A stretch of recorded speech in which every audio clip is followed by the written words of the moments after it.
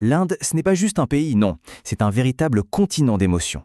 Imaginez, d'un côté on trouve des empires comme figés dans le temps, et de l'autre, des mégalopoles qui pulsent, qui vibrent au rythme du futur. Alors comment s'y retrouver dans ce chaos si fascinant? C'est simple, c'est ce qu'on va décortiquer ensemble. On va plonger au cœur des expériences les plus marquantes, les plus inoubliables. Et on commence direct avec un choc. Hampi. Franchement, imaginez un paysage sorti d'une autre planète. Des rochers géants, énormes, éparpillés partout, comme si des dieux s'étaient amusés à jouer aux billes. Et au milieu de tout ça, les ruines d'un empire glorieux. Ça, c'est l'Inde des légendes.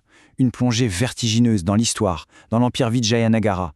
Et le tout, loin, mais alors très loin de l'agitation touristique habituelle.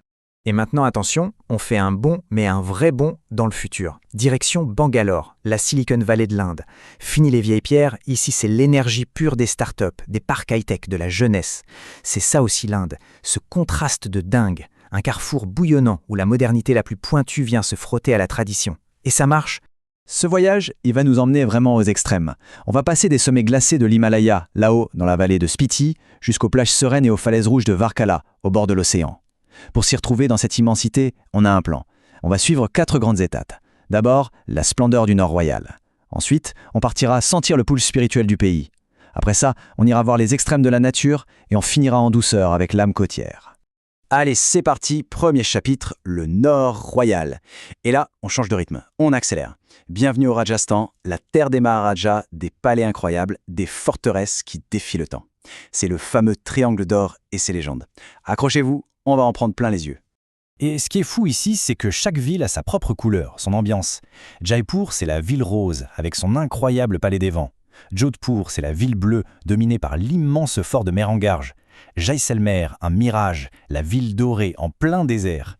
Et bien sûr, il y a Agra et son joyau, le symbole absolu de l'amour, le Taj Mahal.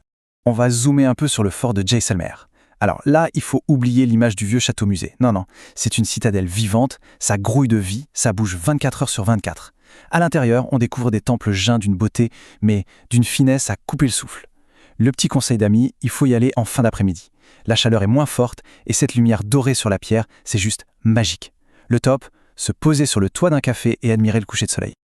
Ok, maintenant on respire, on change complètement d'ambiance. On laisse derrière nous l'agitation des palais pour aller chercher le cœur spirituel de l'Inde. Là, le rythme ralentit, tout devient plus profond. On va parler de rituels millénaires, de dévotion, de ces endroits qui semblent nous connecter à quelque chose qui nous dépasse. À Rishikesh, il y a un moment chaque soir où le temps, il s'arrête. C'est la cérémonie du Ganga Aarti. C'est difficile à décrire, c'est une atmosphère spirituelle vraiment unique. Il y a les chants sacrés, les lampes à huile qui flottent, tout ça crée un moment de dévotion d'une intensité incroyable. C'est un rituel simple, les prêtres offrent la lumière aux Ganges, mais l'ambiance, elle est juste envoûtante. Et le meilleur dans tout ça, c'est que c'est une expérience super accessible. C'est gratuit, ça a lieu tous les soirs et c'est incroyablement authentique, beaucoup moins touristique que ce qu'on peut voir ailleurs. Le seul conseil, mais alors le conseil à suivre, c'est d'arriver au moins 30 minutes en avance. Comme ça, on trouve une bonne place sur les marches et on peut déjà s'imprégner de l'énergie du lieu avant même que la cérémonie commence. Un autre lieu spirituel incontournable, le temple d'or d'Amritsar. Visuellement, c'est une merveille, un joyau. Mais c'est tellement plus que ça. C'est avant tout un symbole de tolérance et d'accueil. Il est ouvert à tout le monde, 24 heures sur 24, quelle que soit la religion. Et l'expérience à vivre absolument, c'est le langar. C'est cette cuisine communautaire gigantesque qui sert des repas gratuits à des dizaines de milliers de personnes chaque jour. Le simple fait de s'asseoir et de partager un repas là-bas, c'est une vraie leçon d'humanité. Et cette ferveur incroyable, on la retrouve encore plus intensément dans le sud, à Madurai, au temple de Meenakshi. C'est le cœur battant du Tamil Nadu. C'est un labyrinthe sacré absolument immense. Chaque tour est un chef-d'œuvre, couvert de milliers et de milliers de sculptures ultra colorées. C'est une immersion totale, un choc visuel et spirituel. Bon, on a vu les villes, les temples, la foule. Maintenant, on part à l'aventure. On va explorer la nature indienne, dans ce qu'elle a de plus sauvage, de plus spectaculaire. Et attention, on va faire le grand écart, des sommets gelés de l'Himalaya aux jungles tropicales étouffantes du sud. J'ai un chiffre pour vous, 4166 mètres. 4166 mètres. C'est l'altitude complètement folle à laquelle est perché le monastère de Ki. On est dans la vallée de Spiti, un paysage aride, quasi lunaire. Et là, au milieu de nulle part, il y a cette forteresse de la foi. C'est plus qu'un monastère, c'est un havre de paix, un lieu d'une sérénité absolue, chargé d'histoire.